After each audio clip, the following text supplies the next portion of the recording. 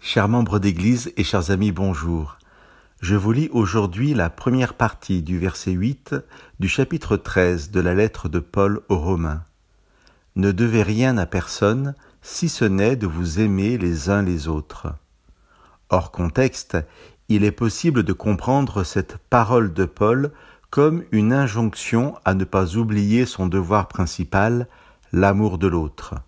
Vous n'avez pas d'autre devoir envers votre prochain que celui de l'aimer.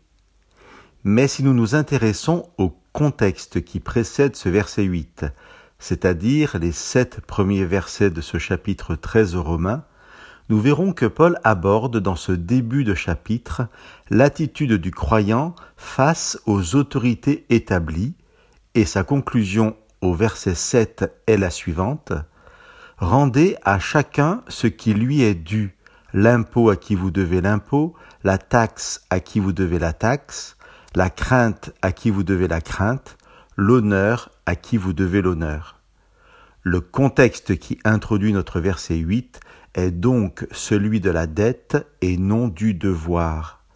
Paul écrit « Ne devez rien si ce n'est de vous aimer ». Il ne fait pas de l'amour pour l'autre un devoir, mais une dette. Je vous lis la traduction de la Bible TOB de ce verset 8. « N'ayez aucune dette envers qui que ce soit, sinon celle de vous aimer les uns les autres. » À quoi Paul veut-il nous sensibiliser ?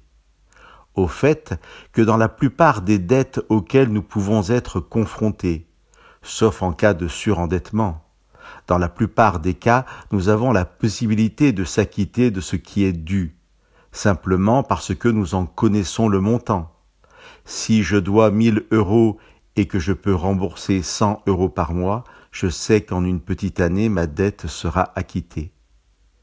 Mais y a-t-il une somme d'amour à définir que je peux vivre avec quelqu'un et être ensuite en droit de ne plus l'aimer ? La Bible nous répond jamais. Jamais nous ne pourrons cesser d'aimer l'autre sous prétexte qu'on lui aurait assez donné. La Bible nous présente Dieu comme celui qui nous a aimés le premier d'un amour dont l'éternité ne suffira pas pour en saisir toute la profondeur. Si nous acceptons cet amour, nous aimons Dieu en retour. Mais Dieu nous rappelle que nous devons aussi aimer l'autre.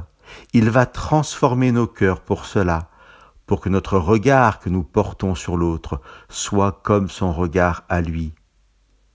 Chers amis, il n'y a pas de fin à cet amour, pas de jour à venir où l'on aura suffisamment aimé, parce qu'il n'y a pas de jour où Dieu lui-même ne cesse de nous aimer. Que Dieu vous bénisse.